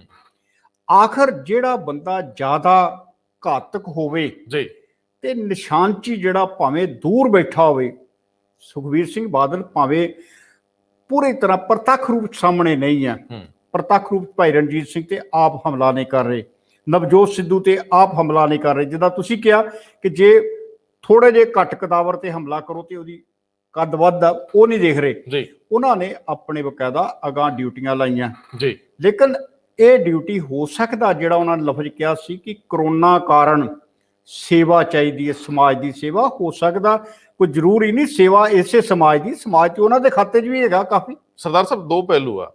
ਇੱਕ ਦੌਰ ਸੀਗਾ, ਮੈਂ ਵੈਸੇ ਇਹ ਗੱਲ ਕੁਝ ਹੱਦ ਤੱਕ ਅਸੀਂ ਇਹਨੂੰ ਅੱਗੇ ਵਧਾਵਾਂਗੇ ਕਿ ਆਖਰ ਸੁਖਬੀਰ ਸਿੰਘ ਬਾਦਲ ਦੀ ਰਣਨੀਤੀ ਕੀ ਆ। ਸੁਖਬੀਰ ਸਿੰਘ ਬਾਦਲ ਨੇ ਇਹ ਸਾਰੀ ਰਣਨੀਤੀ ਕਿਸ ਨਜ਼ਰੀਏ ਤੋਂ ਅਪਣਾਈ ਆ ਔਰ ਆਪ ਚੁੱਪ ਰਹਿ ਕੇ ਆਪਣੀ ਸਾਰੀ ਟੀਮ ਨੂੰ ਇਹਨਾਂ ਚੀਜ਼ਾਂ ਤੇ ਅੱਗੇ ਵਧਣ ਲਈ ਕਿਹਾ। ਮੈਨੂੰ ਯਾਦ ਹੈ ਕਿ ਜਦੋਂ ਕੈਪਟਨ ਅਮਰਿੰਦਰ ਸਿੰਘ 2002 ਤੋਂ 7 ਤੱਕ 5 ਸਾਲੀ ਮੁੱਖ ਮੰਤਰੀ ਬਣਦੇ ਆ, ਉਹਨਾਂ ਦਿਨਾਂ 'ਚ ਸੁਖਬੀਰ ਸਿੰਘ ਬਾਦਲ ਦਾ ਉਭਾਰ ਸੀ। ਬਿਲਕੁਲ ਠੀਕ, ਉਹਨੂੰ ਅੱਗੇ ਵਧਾਇਆ ਜਾ ਰਿਹਾ ਤੇ ਸੁਖਬੀਰ ਸਿੰਘ ਬਾਦਲ ਕਈ ਤਰ੍ਹਾਂ ਦੇ ਬਿਆਨ ਦਿੰਦੇ ਸੀ, ਲੇਕਿਨ ਅੱਗੋਂ ਕਦੇ ਜਵਾਬ ਨਹੀਂ ਸੀ ਆਇਆ ਤੇ ਹੌਲੀ ਹੌਲੀ ਉਹ ਬਿਆਨ ਸਖਤ ਹੋਣੇ ਸ਼ੁਰੂ ਹੋ ਗਏ। ਤੇ ਸ਼ਾਇਦ ਮੈਨੂੰ, ਜੇ ਮੈਂ ਭੁੱਲਦਾ ਨਹੀਂ, ਤੇ ਜਦੋਂ ਕਿ ਇਹਨਾਂ ਨੇ ਇਹ ਕਹਿਣਾ ਸ਼ੁਰੂ ਕੀਤਾ ਵੀ ਰਾਜੇ ਦੇ ਜਿਹੜੀ ਪਜਾਮੀ ਉਹਦੇ ਚ ਚੂਹੇ ਛੱਡਾਂਗੇ, ਕੁਝ ਇੰਜ ਦੀਆਂ ਗੱਲਾਂ ਸ਼ੁਰੂ ਹੋਈਆਂ ਤੇ ਉਸ ਤੋਂ ਬਾਅਦ ਫਿਰ ਰਿਐਕਸ਼ਨ ਆਇਆ ਤੇ ਸੁਖਬੀਰ ਸਿੰਘ ਬਾਦਲ ਲੀਡਰ ਬਣਨੇ ਸ਼ੁਰੂ ਹੋ ਗਏ, ਕਿਉਂਕਿ ਕੈਪਟਨ ਅਮਰਿੰਦਰ ਸਿੰਘ ਨੇ ਬਹੁਤ ਲੰਬਾ ਸਮਾਂ ਸੁਖਬੀਰ ਬਾਦਲ ਨੂੰ ਨਾਂ ਲੈ ਕੇ ਟਾਰਗੇਟ ਨਹੀਂ ਕੀਤਾ। ਉਹ ਪ੍ਰਕਾਸ਼ ਸਿੰਘ ਬਾਦਲ ਤੇ ਹਮਲਾ ਬੋਲਦੇ ਸੀ। ਫਿਰ ਜਦੋਂ ਇਹ ਬਿਆਨ ਤਿੱਖੇ ਹੁੰਦੇ ਗਏ, ਸਲਾਹਕਾਰਾਂ ਨੇ ਸਲਾਹ ਦਿੱਤੀ ਵੀ ਇਹ ਤਰੀਕਾ ਜਿੰਨਾ ਚਿਰ ਤੁਹਾਨੂੰ ਵੱਡਾ ਲੀਡਰ ਟਾਰਗੇਟ ਨਹੀਂ ਕਰਦਾ, ਤੁਸੀਂ ਵੱਡੇ ਨਹੀਂ ਹੁੰਦੇ। ਸੁਖਬੀਰ ਸਿੰਘ ਬਾਦਲ ਉਸੇ ਹੀ ਰਣਨੀਤੀ ਰਾਜਨੀਤੀ ਤੇ ਚੱਲਦੇ ਨੇ। ਦੂਜੀ ਗੱਲ ਸਰਦਾਰ ਸਾਹਿਬ, ਇਹ ਵੀ ਇੱਕ ਪਹਿਲੂ ਦੇਖਿਆ ਜਾ ਰਿਹਾ ਕਿ ਅਕਾਲੀ ਦਲ ਇਹ ਸਮਝਦਾ ਕਿ ਸੁਖਬੀਰ ਦੇ ਹਮਲਾਵਰ ਹੋਣ ਦੀ ਬਜਾਏ ਦੂਜੀ ਕਤਾਰ ਦੇ ਵਿੱਚੋਂ ਲੋਕਾਂ ਨੂੰ ਹਮਲਾਵਰ ਰੁਖ ਅਖਤਿਆਰ ਕਰਨ ਲਈ ਤਿਆਰ ਕੀਤਾ ਜਾਵੇ। ਔਰ ਹੁਣ ਤੱਕ ਦੀ ਜਿਹੜੀ ਸਲਾਹਕਾਰਾਂ ਦੀ ਇਹਨਾਂ ਦੀ ਆਪਣੀ ਕੋਈ ਅੰਦਰਲੀ ਟੀਮ ਸੀ, ਘੇਰਾ ਸੀ, ਉਹਦੇ ਵਿੱਚ ਅਕਸਰ ਹੀ ਗਲਤੀਆਂ ਹੁੰਦੀਆਂ ਨੇ। ਜਿਵੇਂ ਬੇਅਦਬੀ ਮਾਮਲਿਆਂ 'ਚ ਸਟੇਟਮੈਂਟ ਨਾ ਵੀ ਜਾਰੀ ਕਰਦੇ ਸਰਦਾ ਸੀ, ਲੇਕਿਨ ਕੁਦਰਤ ਹੈ ਨਾ, ਉਹ ਕਰਾਉਂਦੀ ਹੈ ਵੀ ਉਹ ਜਿਹੜੀ ਲੋਕਾਂ ਦੇ ਅੰਦਰ ਇੱਕ ਹੋਰ ਗੁੱਸਾ ਸਗੋਂ ਭੜਕਿਆ 2015 ਯਾਦ ਆਉਣ ਲੱਗਿਆ, 17 ਯਾਦ ਆਉਣ ਲੱਗਿਆ ਕਿ ਇਹਨਾਂ ਸਮਾਂ ਰਹਿੰਦਿਆਂ ਕਾਰਵਾਈ ਕਿਉਂ ਨਹੀਂ ਕੀਤੀ, ਇਹਨਾਂ ਨੇ ਸਮਾਂ ਰਹਿੰਦਿਆਂ ਲੋਕ ਕਿਉਂ ਨਹੀਂ ਫੜੇ, ਆਖਰ ਮੁੜ ਕੇ ਗੋਲੀ ਚੱਲੀ, ਲੋਕ ਮਰੇ, ਕਿਹਨੇ ਹੁਕਮ ਦਿੱਤੇ ਕਿ ਪੁਲਿਸ ਨੂੰ ਕਿਹਨੇ ਕਿਹਾ, ਜੋ ਸਾਰੀਆਂ ਚੀਜ਼ਾਂ ਵਾਪਰੀਆਂ। ਲੇਕਿਨ ਸਵਾਲ ਇਹ ਸੀ ਕਿ ਸੁਖਬੀਰ ਸਿੰਘ ਬਾਦਲ ਆਪ ਜੈਨੂਅਨ ਲੀਡਰ ਵਜੋਂ ਮਰ ਜਾਣ, ਆਪ ਬਾਦਲ ਵੱਡੇ ਬਾਦਲ ਵਾਂਗ ਉਹ ਗੱਲ ਕਰਨ ਜਿਹੜੀ ਠੀਕ ਲੱਗੇ, ਉਹਨਾਂ ਬੋਲਣ ਜਿੰਨੀ ਲੋੜ ਆ। ਦੂਜੀ ਕਤਾਰ ਦੇ ਵਿੱਚੋਂ ਆਖਰ ਕੌਣ ਲੋਕ ਹੋਣ ਜਿਹੜੇ ਹਮਲਾਵਰ ਹੋਣ। ਤੇ ਫਿਰ ਇੱਕ ਖਿਆਲ ਜਿਹੜਾ ਬਾਰ-ਬਾਰ ਘੁੰਮਦਾ ਰਿਹਾ ਕਿ ਘਰ ਦੇ ਵਿੱਚ ਬੀਬਾ ਹਰਸਿਮਰਤ ਕੌਰ ਬਾਦਲ ਜਦੋਂ ਉਹ ਪਾਰਲੀਮੈਂਟ ਦੇ ਵਿੱਚ ਇਸੇ ਹੀ ਸੈਸ਼ਨ ਜਿਹੜਾ ਪਿੱਛੇ ਲੰਘਿਆ, ਜਦੋਂ ਖੇਤੀ ਬਿੱਲਾਂ ਨੂੰ ਲੈ ਕੇ ਰੌਲਾ ਪਿਆ ਤੇ ਅਖੀਰ ਦੇ ਵਿੱਚ ਆ ਕੇ ਜਿਹੜੀ ਧਾਕੜ ਭਾਸ਼ਣਬਾਜ਼ੀ ਹੋਈ ਆ ਵੱਖ-ਵੱਖ ਮੁੱਦਿਆਂ ਤੇ, ਉਹਦੇ ਵਿੱਚ ਹਰਸਿਮਰਤ ਦਾ ਗਲਾ ਬਹਿ ਗਿਆ, ਤੁਹਾਨੂੰ ਯਾਦ ਹੋਣਾ। ਉਹਨਾਂ ਨੇ ਆਪਣੇ ਪੁਰਾਣੇ ਕਲੀਗ ਜਿਹੜੇ ਇਸ ਨਾਲ ਬਹਿੰਦੇ ਰਹੇ ਕੈਬਨਿਟ ਦੇ ਵਿੱਚ, ਪੂਰੀ ਜ਼ੋਰਦਾਰ ਤਰੀਕੇ ਨਾਲ, ਮਨਾਕਸ਼ੀ ਲੇਖੀ ਨਾਲ ਬਹੁਤ ਉਹਨਾਂ ਦਾ ਪੰਗਾ ਪਿਆ, ਦੋ ਹੋਰ ਵਜ਼ੀਰਾਂ ਨਾਲ ਬੜੀ ਉਹਨਾਂ ਦੀ ਬਹਿਸ ਹੋਈ। ਜਿਹੜਾ ਇੱਕ ਵਿਰਾਟ ਰੂਪ ਦਿਖਾਉਣਾ ਹੁੰਦਾ, ਅਕਾਲੀ ਦਲ ਦੇ ਅੰਦਰ ਇਹ ਵੀ ਸਰਗੋਸ਼ੀਆਂ ਨੇ ਕਿ ਸੁਖਬੀਰ ਥੋੜਾ ਠੰਡਾ ਚੱਲਣ, ਠੀਕ ਤਰੀਕੇ ਨਾਲ ਇੱਕ ਲੀਡਰਸ਼ਿਪ ਦੇ, ਇੱਕ ਮੁੱਖ ਮੰਤਰੀ ਬਣਨ ਵਾਲੇ ਵਿਅਕਤੀ ਦੇ ਜਿਹੜੇ ਗੁਣ ਹੁੰਦੇ ਉਹ ਸ਼ੋਅ ਕਰਨ, ਲੇਕਿਨ ਹਰਸਿਮਰਤ ਕੌਰ ਬਾਦਲ ਸਿੱਧਾ ਅਟੈਕ ਤੇ ਲੈਣ ਕੈਪਟਨ ਅਮਰਿੰਦਰ ਸਿੰਘ ਨੂੰ, ਜਿਹੜੀ ਨਵਜੋਤ ਸਿੰਘ ਸਿੱਧੂ ਦੀ ਲੀਡਰਸ਼ਿਪ, ਇਹਨੂੰ ਚੁਣੌਤੀ ਦੇਣ ਥੱਲੇ ਦੇ ਲੋਕ, ਯੂਥ ਦੇ ਲੋਕ, ਦੂਜੀ ਕਤਾਰ ਜਿਹੜੀ ਉਹਦੇ ਵੀ ਥੱਲੜਲੇ ਬੰਦੇ ਜਿਹੜੇ ਸੁਖਬੀਰ ਮਤਲਬ ਭੁੰਦੜ ਹੋਣੀ ਨਹੀਂ, ਜਿਹੜੇ ਉਹਨਾਂ ਤੋਂ ਥੱਲੇ ਆਉਂਦੇ ਆ, ਉਹਨਾਂ ਨੂੰ ਅੱਗੇ ਲਾਇਆ ਜਾਵੇ, ਤਾਂ ਕਿ ਤਰੀਕਾ ਇਹ ਵਰਤਿਆ ਜਾਵੇ ਕਿ ਅਕਾਲੀ ਦਲ ਜਿਹੜੀ ਆਉਣ ਵਾਲੀ ਸਮੱਸਿਆ ਹੈ, ਹਾਲਾਂਕਿ ਇਸ ਵੇਲੇ ਇਹ ਬਹੁਤ ਘਾਤਕ ਹੈ ਤੇ ਪੋਲਿਟਿਕਸ ਬੜੀ ਘਾਤਕ ਹੈ ਕਿ ਤੁਸੀਂ ਮੁੱਦੇ ਇਗਨੋਰ ਕਰ ਦਿਓ, ਤੁਸੀਂ ਬੰਦਿਆਂ ਨੂੰ ਸਿੱਧਾ ਦੋਸ਼ ਲਾਉਣੇ ਸ਼ੁਰੂ ਕਰ ਦਿਓ, ਤੁਸੀਂ ਇੱਕ ਦੂਜੇ ਨੂੰ ਗਾਲਾਂ ਕੱਢੋ, ਭਾਸ਼ਾ ਸੱਭਿਅਕ ਹੋਵੇ ਜਾਂ ਸੱਭਿਅਕ, ਕੌਣ ਪਰਵਾਹ ਕਰਦਾ, ਤੁਸੀਂ ਦੂਸ਼ਣਬਾਜ਼ੀਆਂ ਦੀ ਰਾਜਨੀਤੀ ਕਰੋ ਤਾਂ ਕਿ ਮੁੱਦੇ ਡਿਲੀਟ ਹੋਣ, ਮੁੱਦੇ ਲੋਕਾਂ ਦੇ ਸਾਹਮਣੇ ਆਉਣਗੇ, ਲੋਕ ਸਵਾਲ ਪੁੱਛਣਗੇ। ਇਹੀ ਕੈਪਟਨ ਅਮਰਿੰਦਰ ਸਿੰਘ ਨੇ ਕੀਤਾ। ਜਿਹੜੀ ਕਾਂਗਰਸ ਦੀ ਲੜਾਈ ਚੱਲਦੀ ਰਹੀ ਆ, ਉਹਦੇ ਚ ਵੀ ਏਜੰਡਾ ਸਿਰਫ ਇਹੀ ਸੀਗਾ ਕਿ ਪਹਿਲਾਂ ਕਰੋਨਾ, ਫਿਰ ਕਿਸਾਨੀ ਮੂਵਮੈਂਟ, ਲਗਭਗ 1.5 ਸਾਲ ਵਾਂਗ ਕੈਪਟਨ ਅਮਰਿੰਦਰ ਸਿੰਘ ਨੂੰ ਰਾਹਤ ਮਿਲੀ ਰਹੀ। ਉਹ ਤੇ ਜੇ ਕੋਰਟ ਦੇ ਵਿੱਚ ਕੁਦਰਤ ਇਸ ਤਰ੍ਹਾਂ ਦਾ ਕੋਈ ਭਾਣਾ ਨਾ ਵਰਤਾਉਂਦੀ, ਸ਼ਾਇਦ ਇਹ ਸਰਕਾਰ ਇਵੇਂ ਦੀ ਇਵੇਂ ਗਾਂ ਨਿਕਲ ਜਾਂਦੀ। ਸਾਰੀਆਂ ਧਿਰਾਂ ਮਰੀਆਂ ਸੀ। Captain Amarinder Singh easy task ਮੰਨ ਕੇ ਚੱਲਦੇ ਸੀ ਕਿ 22 ਚ ਮੈਨੂੰ ਕਿਹਨੇ ਹਰਾਉਣਾ। ਹਲਕਿਆਂ ਚ ਕੰਮ ਵੀ ਚੱਲਦੇ ਪਏ ਸੀ, ਪੈਸੇ ਵੀ ਸੈਂਟਰ ਤੋਂ ਇਧਰੋਂ ਉਧਰੋਂ ਜਿਹੜੇ ਆ ਰਹੇ ਸੀ ਲੱਗਦੇ ਪਏ ਸੀ, ਲੇਕਿਨ ਐਂਡ ਆਫ ਦਾ ਡੇ ਜੋ ਵਾਪਰਿਆ ਇਹ ਪੂਰਾ ਡਰਾਮਾ ਹੋਇਆ। ਕੋਰਟ ਦੇ ਫੈਸਲੇ ਤੋਂ ਬਾਅਦ ਜੋ ਅੰਦਰ ਹੋਇਆ, ਇਸ ਤੋਂ ਬਾਅਦ ਜਿਹੜੀ ਸਖਤੀ ਤੇ ਤਿੱਖਾਪਣ ਦਿਖਾਇਆ ਗਿਆ, ਜਿਹੜਾ ਕੁਝ ਹੁਣ ਜਿਵੇਂ ਤੁਸੀਂ ਅੱਜ ਹੀ ਮੇਰੇ ਨਾਲ ਗੱਲ ਕਰਦੇ ਸੀਗੇ ਕਿ ਬਾਕੀ ਜ਼ਿਲ੍ਹਿਆਂ ਦੇ ਵਿੱਚ ਵੀ ਸ਼ਾਮਲਾਟ ਜ਼ਮੀਨਾਂ ਦਾ ਰੌਲਾ ਪੈ ਗਿਆ। ਬਿਲਕੁਲ, ਤੁਸੀਂ ਮੈਨੂੰ ਦੱਸਦੇ ਸੀ ਅੰਕੜਾ, ਮਾਝੇ ਤੇ ਦੁਆਬੇ ਚ 9500 ਏਕੜ ਜ਼ਮੀਨ ਜੀ, ਜਿਨ੍ਹਾਂ ਨੂੰ ਬਕਾਇਦਾ ਉੱਥੋਂ ਦੇ ਜਿਹੜੇ ਉਹਨਾਂ ਦੇ ਡਾਇਰੈਕਟਰ ਨੇ ਉਹਨਾਂ ਨੂੰ ਚਿੱਠੀ ਕੱਢੀ ਗਈ ਹੈ ਕਿ ਇਹ ਤੁਰੰਤ ਖਾਲੀ ਕਰਾਓ, ਨਹੀਂ ਤੇ ਬਲਾਕ ਪੱਧਰ ਦੇ ਅਧਿਕਾਰੀ ਤੱਕ ਵੀ ਜ਼ਿੰਮੇਵਾਰ ਹੋਣਗੇ ਫਿਰ। ਜੀ ਸੋ ਹੁਣ 9500 ਏਕੜ ਇਹ ਹੋ ਗਈ, 4700 ਏਕੜ ਉੱਥੇ ਇਕੱਲੇ ਇੱਕ ਦੇ ਪਿੰਡ 'ਚ ਹੀ ਮਾਜਰੀਆਂ ਤੇ ਦੂਸਰਾ ਜਿਹੜਾ ਸੀਗਾ ਸਿਉਂਖ ਦੇ ਵਿੱਚ ਹੀ ਹੋ ਗਈ।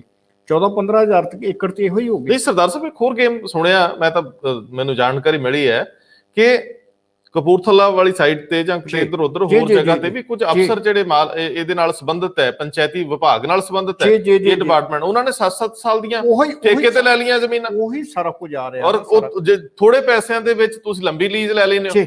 ਮਤਲਬ ਇਹ ਜਿਹੜੇ ਇੱਕ ਤਰ੍ਹਾਂ ਨਾਲ ਘਪਲੇ ਨੇ, ਇਹ ਧੋਖੇਬਾਜ਼ੀਆਂ ਨੇ, ਸਟੇਟ ਦੇ ਰੈਵਨਿਊ ਨੂੰ ਸਿੱਧਾ ਸੱਟ ਮਾਰਦੀਆਂ। ਸਾਲ ਦਾ 20 ਕਰੋੜ ਰੁਪਏ ਦਾ ਸਿੱਧਾ ਨੁਕਸਾਨ ਹੋ ਰਿਹਾ ਸੀ ਜੀ, ਆਮਦਨ ਦਾ ਹੀ। ਇਹਦਾ ਮਤਲਬ ਹੋ ਸਕਦਾ ਜਿਹੜਾ ਘਾਹ ਵਗੈਰਾ ਉਹ ਹੁੰਦਾ ਹੋਏਗਾ, ਕੋਈ ਲੱਕੜ ਉੱਥੇ ਖਰਾਬ ਹੁੰਦੀ ਹੋਏਗੀ, ਉਹ ਵੇਚਦੇ ਹੋਣਗੇ ਜੀ। ਇੰਨੀ ਕੁ ਆਮਦਨ, ਪੱਕੀ ਆਮਦਨ ਸੀ ਸ਼ਾਮਲਾਟ ਜ਼ਮੀਨ ਦੀ ਜੀ। ਲੇਕਿਨ ਹੁਣ ਸਵਾਲ ਫਿਰ ਉਹੀ ਆ ਗਿਆ ਕਿ ਜਦੋਂ ਅਸਲੀ ਮੁੱਦਿਆਂ ਵੱਲ ਅਜੇ ਤੱਕ ਅਕਾਲੀ ਦਲ ਇਸ ਗੈਰ ਕਾਨੂੰਨੀ ਜਿਹੜੀ ਇੱਕ ਮੁਹਿੰਮ ਚੱਲੀ ਹੈ, ਗੈਰ ਕਾਨੂੰਨੀ ਕਬਜ਼ੇ ਖਤਮ ਕਰਦੀ ਜ਼ਮੀਨਾਂ ਦੇ ਉੱਤੋਂ, ਉਹਦੇ ਬਾਰੇ ਨਹੀਂ ਬੋਲਿਆ। ਉਹਦੇ ਬਾਰੇ ਬਿਲਕੁਲ ਖਾਮੋਸ਼ੀ ਆ, ਕਿਉਂਕਿ ਸਾਰਾ ਹੀ ਦਾਰੋ ਮਦਾਰ ਜਿਹੜਾ ਉਹ 2007 ਤੋਂ ਸ਼ੁਰੂ ਹੋ ਕੇ ਗਾਂ ਤੁਰਦਾ। ਕਿੱਡਾ ਘੈਂਟ ਮੁੱਦਾ ਸੀ।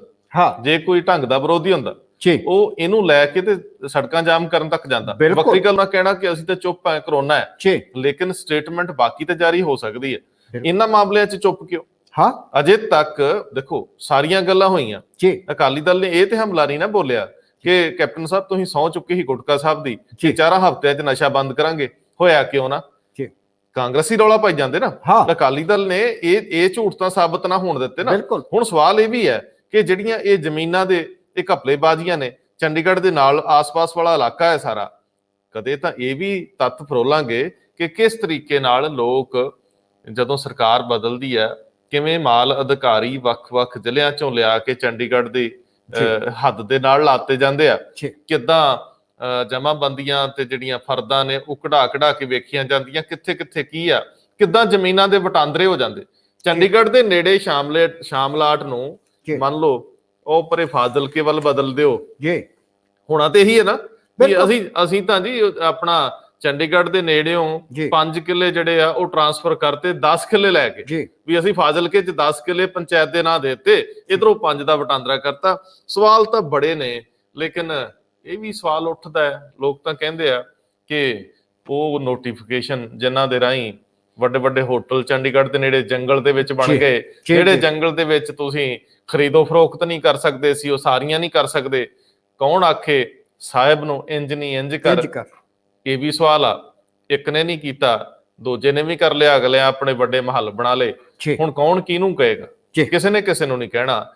ਪੰਜਾਬੀਆਂ ਨੇ ਦੜ ਵੱਟ ਲਈ ਚੁੱਪ ਕਰ ਗਏ, ਛੱਡੋ ਅਸੀਂ ਕੀ ਲੈਣਾ, ਅਸੀਂ ਕੀ ਲੈਣਾ, ਰੋਟੀ ਮਿਲਦੀ ਆ, 2 ਪੈਗ ਵਿਸਕੀ ਵੀ ਮਿਲਦੀ ਆ, ਚਾਹ ਦੇ ਕੱਪ ਤੇ ਮਹਿਫਲਾਂ ਹੁੰਦੀਆਂ ਨੇ, ਵਿਆਹ ਸ਼ਾਦੀਆਂ ਵੱਡੇ ਹੋ ਜਾਂਦੇ, ਪੈਲਸ ਉਸਰ ਰਹੇ ਆ, ਵਿਦੇਸ਼ਾਂ ਨੂੰ ਬੱਚੇ ਜਾ ਰਹੇ ਆ, ਡਾਲਰ ਇੱਧਰ ਉੱਧਰ ਵਟਾਂਦਰੇ ਹੁੰਦੇ ਰਹਿੰਦੇ ਆ।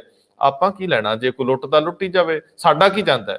ਲੇਕਿਨ ਸਾਡਾ ਕੁਝ ਨਹੀਂ ਜਾਂਦਾ। ਇਹ ਸੋਚਣ ਵਾਲਿਓ ਜ਼ਰੂਰ ਧਿਆਨ ਦਿਓ ਕਿ ਸਟੇਟ ਸਿਰ ਕਰਜ਼ਾ ਹੈ, ਤੁਹਾਡੀਆਂ ਸਾਰੀਆਂ ਸੜਕਾਂ ਤੋਂ ਤੁਹਾਨੂੰ ਪੈਸੇ ਦੇ ਕੇ ਲੰਘਣੇ ਪੈਂਦੇ ਆ, ਤੁਹਾਨੂੰ ਹਰ ਵਾਹਨ ਲੈਣ ਲੱਗਿਆ ਪਹਿਲਾਂ ਟੈਕਸ ਵੀ ਦੇਣਾ ਪੈਂਦਾ, ਫਿਰ ਉਸ ਵਾਹਨ ਨੂੰ ਰੋਡ ਤੇ ਚੜ੍ਹਨ ਲੱਗਿਆ ਪੈਸੇ ਵੀ ਦੇਣੇ ਪੈਂਦੇ ਆ। ਹਸਪੀਟਲ ਤੁਹਾਡੇ ਪੈਸੇ ਤੇ ਚੱਲਦੇ ਆ, ਜਿੰਨੇ ਸਰਕਾਰੀ ਆ, ਅਰਬਾਂ ਰੁਪਈਆਂ ਦਾ ਬਜਟ ਹੈ, ਤੁਸੀਂ ਬਿਮਾਰ ਹੋ ਜਾਂਦੇ ਹੋ ਪ੍ਰਾਈਵੇਟ ਵੱਲ ਵੇਖਦੇ ਹੋ। ਸਰਕਾਰੀ ਸਕੂਲਾਂ ਦੇ ਵਿੱਚ ਇੱਕ ਬੱਚਾ 45,000 ਰੁਪਈਆ ਸਾਲ ਦੀ ਫੀਸ ਦੇ ਕੇ ਲਗਭਗ ਪੜ੍ਹਦਾ, ਉਹਦਾ ਖਰਚਾ ਆਉਂਦਾ ਟੀਚਰਸ ਦੀਆਂ ਤਨਖਾਹਾਂ ਤੇ ਇਨਫਰਾਸਟ੍ਰਕਚਰ ਤੇ, ਲੇਕਿਨ ਤੁਹਾਡੇ ਬੱਚੇ ਜਿਹੜੇ ਆ ਉਹ ਪ੍ਰਾਈਵੇਟ ਸਕੂਲਾਂ ਵੱਲ ਦੇਖਦੇ ਆ। ਤੁਹਾਡਾ ਤੇ ਕੁਝ ਨਹੀਂ ਜਾਣਾ, ਤੁਹਾਨੂੰ ਕੀ, ਤੁਸੀਂ ਜ਼ਰੂਰ ਸਰਾਣੇ ਬਾਂਹ ਦੇ ਕੇ ਸੌਂ ਜਾਓ ਸਾਡੇ ਵਾਂਗ। ਆਪਾਂ ਸਾਰੇ ਹੀ ਲਥਾਰਜਿਕ ਥੋੜੀ ਆ, ਸਿਆਣੇ ਆ ਨਾ, ਆਪਾਂ ਮੁਫਤੀ ਲੜਾਈ ਥੋੜਾ ਲੈਣੀ ਹੈ। ਪੋਲੀਟੀਸ਼ੀਅਨ ਨੇ, ਤਾਕਤਵਰ ਨੇ, ਰਗੜ ਦੇਣਗੇ, ਆਪਾਂ ਕਿਉਂ ਬੋਲੀਏ? ਛੱਡੋ ਪਰੇ, ਨਹੀਂ ਬੋਲਦੇ, ਜਾਣ ਦਿੰਦੇ ਆ। ਪਰ ਇੱਕ ਦਿਨ ਇਹ ਚੁੱਪ, ਲੰਬੀ ਚੁੱਪ ਚ ਵੱਟਣਾ ਪਊ। ਆ ਮਰ ਗਿਆ ਜਰਨੈਲ ਸੋ, ਮੈਂ ਇਹੀ ਕਹੂੰਗਾ ਨਾ, ਕਿਹੜੀ ਸ਼ਹੀਦੀ ਪਾ ਲਈ ਹੈ?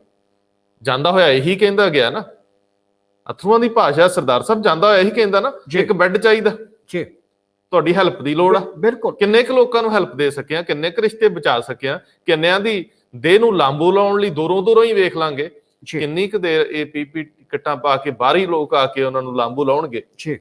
ਇੰਦਰਜੀਤ ਸਿੰਘ ਜੀਰੇ ਦੀ ਮੌਤ ਭਾਵੇਂ ਕਰੋਨਾ ਕਾਰਨ ਨਹੀਂ ਹੋਈ, ਇਸ ਦੌਰ ਦੇ ਵਿੱਚ ਹੋਈਆਂ ਸਾਰੀਆਂ ਮੌਤਾਂ ਡਰਾਉਂਦੀਆਂ ਨੇ। ਆਖਰ ਸਾਨੂੰ ਬਚਾਉਣ ਲਈ ਸਾਡੇ ਆਪਣੇ ਲੋਕਾਂ ਨੇ ਪ੍ਰਬੰਧ ਕਿਉਂ ਨਾ ਕੀਤੇ?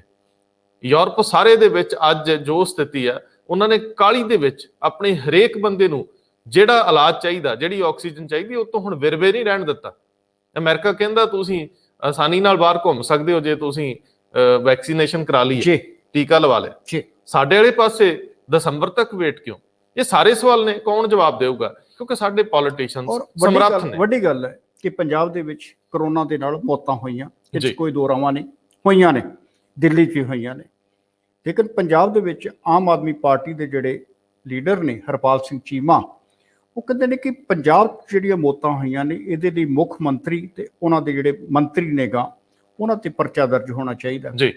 ਹੁਣ ਸਵਾਲ ਇਹ ਹੈ ਕਿ ਭਲਿਓ ਸਾਡੇ ਵੱਲ ਤੇ ਸੋਚ ਰਹੇ ਹੋ, ਅਸੀਂ ਤੁਹਾਡੇ ਨਾਲ ਸਹਿਮਤ ਹਾਂ, ਚਲੋ ਦਿੱਲੀ ਦੇ ਵਿੱਚ ਵੀ ਮੌਤਾਂ ਹੋਈਆਂ ਨੇ, ਉੱਥੋਂ ਦੇ ਮੁੱਖ ਮੰਤਰੀ ਦੇ ਖਿਲਾਫ ਵੀ ਕਾਰਵਾਈ ਮੰਗ ਲਓ। ਫਿਰ ਚਲੋ ਆਪਾਂ ਦੂਸ਼ਣਬਾਜ਼ੀ ਚ ਨਾ ਜਾਈਏ, ਕੁਦਰਤੀ ਵਰਤਾਰਿਆਂ ਦੇ ਵਿੱਚ ਤੁਸੀਂ ਵੱਡੀ ਗੱਲ ਆ, ਜ਼ਿੰਮੇਵਾਰੀ ਤੋਂ ਕੰਮ ਲਓ। ਸਿਆਸਤ ਜਿਹੜੀ ਆ ਉਹ ਉਨੀ ਕੁ ਕਰੋ ਜਿੰਨੀ ਕੁ ਇਹ ਲੱਗੇ ਕਿ ਵਾਕਿਆ ਤੁਸੀਂ ਸਮਾਜ ਨੂੰ ਕੋਈ ਸੇਧ ਦੇਣੀ ਚਾਹੁੰਦੇ ਹੋ, ਸਮਾਜ ਦੀ ਕੋਈ ਸੇਵਾ ਕਰਨੀ ਚਾਹੁੰਦੇ ਹੋ। ਮਤਲਬ ਇਹ ਠੀਕ ਹੈ, ਸਰਦਾਰ ਸਾਹਿਬ ਦਾ ਮੰਨਣਾ ਹੈ ਕਿ ਮੌਤਾਂ ਤੇ ਸਿਆਸਤ ਨਹੀਂ ਹੋਣੀ ਚਾਹੀਦੀ, ਜਾਂ ਦੋਹਰੀ ਸਿਆਸਤ ਨਹੀਂ ਹੋਣੀ ਚਾਹੀਦੀ। ਕੈਪਟਨ ਅਮਰਿੰਦਰ ਸਿੰਘ ਜੇ ਗਲਤ ਨੇ ਤਾਂ ਉਹਨਾਂ ਨੂੰ ਕਟਹਿਰੇ 'ਚ ਲਿਆਓ, ਲੇਕਿਨ ਉਹਨਾਂ ਦਾ ਜੇ ਕਾਊਂਟਰ ਪਾਰਟ ਜਿਹੜਾ ਕੇਜਰੀਵਾਲ ਗਲਤ ਹੈ ਤੇ ਉਹਨੂੰ ਵੀ ਉਸੇ ਰੱਸੇ ਬੰਨੋ। ਜਰਨੈਲ ਸਿੰਘ ਦੇ ਜਾਣ ਦੀ ਤਕਲੀਫ ਬਹੁਤ ਆ। ਲੰਬੀਓ ਇਲੈਕਸ਼ਨ ਲੜੇ ਸੀ ਉਹ ਬਾਦਲ ਸਾਹਿਬ ਦੇ ਖਿਲਾਫ, ਤੇ ਕੈਪਟਨ ਵੀ ਸ਼ਾਇਦ ਉੱਥੋਂ ਹੀ ਲੜੇ ਸੀਗੇ। ਲੇਕਿਨ ਅਫਸੋਸ ਕਿ ਜਿਹੜਾ ਵਿਅਕਤੀ ਇੱਕ ਹੈਵੀਵੇਟ ਕੈਂਡੀਡੇਟ ਮਨਜਿੰਦਰ ਸਿੰਘ ਸਿਰਸਾ ਨੂੰ ਹਰਾ ਦਿੰਦਾ ਹੈ ਅਸੈਂਬਲੀ ਦੇ ਵਿੱਚ 2013 ਚ ਤੇ ਉਹੀ ਵਿਅਕਤੀ, ਜਾਂ ਸ਼ਾਇਦ ਉੱਥੇ ਕਿਤੇ ਮੈਂ ਜੇ ਗਲਤੀ ਕਰਦਾ ਹੋਵਾਂ, ਤੇ ਉਹੀ ਵਿਅਕਤੀ ਆਮ ਆਦਮੀ ਪਾਰਟੀ ਦੇ ਵਿੱਚ ਇੱਕ ਬੈੱਡ ਲਈ, ਕਿਉਂਕਿ ਸਰਕਾਰ ਉਹਨਾਂ ਦੀ ਹੀ ਚਾਹੁੰਦੇ ਤੇ ਕੋਈ ਅਲਟਰਨੇਟਿਵ ਕੋਈ ਹੋਰ ਪ੍ਰਬੰਧ ਹੋ ਸਕਦੇ, ਜੇ ਆਕਸੀਜਨ ਨਹੀਂ ਮਿਲੀ ਤਾਂ ਫਿਰ ਮਾੜੀ ਗੱਲ ਆ, ਲੇਕਿਨ ਉਹਨਾਂ ਦੀ ਮੌਤ ਸਿੱਖ ਪੰਥ ਲਈ ਵੱਡਾ ਘਾਟਾ ਹੈ। ਉਹਨਾਂ ਦੀ ਜੁੱਤੀ ਸੁੱਟਣ ਨਾਲ, ਚਿਦੰਬਰਮ ਤੇ ਜੁੱਤੀ ਸੁੱਟਣੀ ਕਦੇ ਵੀ ਚੰਗੀ ਨਹੀਂ ਲੱਗੀ। ਅਸੀਂ ਜੁੱਤੀ ਸੁੱਟਣ ਵਾਲੀ ਸਿਆਸਤ ਵਿੱਚ ਨਹੀਂ ਜਾਂਦੇ, ਨਾ ਸਿਆਹੀ ਸੁੱਟਣ ਵਾਲੀ ਚ ਜਾਂਦੇ ਆ, ਲੇਕਿਨ ਜਿਸ ਜਜ਼ਬੇ ਨਾਲ ਉਹ ਕਲਮ ਚਲਾ ਰਿਹਾ ਸੀ ਬੰਦਾ, ਉਹਨੇ ਕਿਤਾਬ ਵੀ ਲਿਖੀ ਤੇ ਉਹਨੂੰ ਸ਼ਰਧਾ ਭੇਂਟ ਕਰਨੀ। ਅਸੀਂ ਤਾਂ ਬਹੁਤ ਛੋਟੇ ਆ, ਸਾਡੀ ਸ਼ਰਧਾ ਦਾ ਕੋਈ ਅਰਥ ਵੀ ਰਹਿ ਜਾਂਦਾ। ਜਿਉਂਦਿਆਂ ਦੇ ਕੰਮ ਨਾ ਆ ਸਕੀਏ, ਮਰਿਆਂ ਦੇ ਅਸੀਂ ਸੋਲੇ ਗਾਈਏ, ਸਵਾਦ ਨਹੀਂ ਆਉਂਦਾ। ਬੰਦਾ ਚਲੇ ਗਿਆ, ਉਹਦੇ ਪਰਿਵਾਰ ਨੇ ਭਾਣਾ ਮੰਨਣਾ ਹੈ, ਉਹਦੇ ਪਿਆਰ ਤੇ ਪਰਿਵਾਰ ਤੇ ਬੀਤਣੀ ਹੈ। ਸਭ ਤੋਂ ਔਖਾ ਕੰਮ ਐਸੇ ਹਾਲਾਤਾਂ 'ਚ ਪਾਣਾ ਮੰਨਣਾ। ਸੋ ਬਿਲਕੁਲ ਹੁਣ ਲਫ਼ਜ਼ ਸਾਥ ਨਹੀਂ ਦੇ ਰਹੇ। ਬਹੁਤ ਮਿਹਰਬਾਨੀ।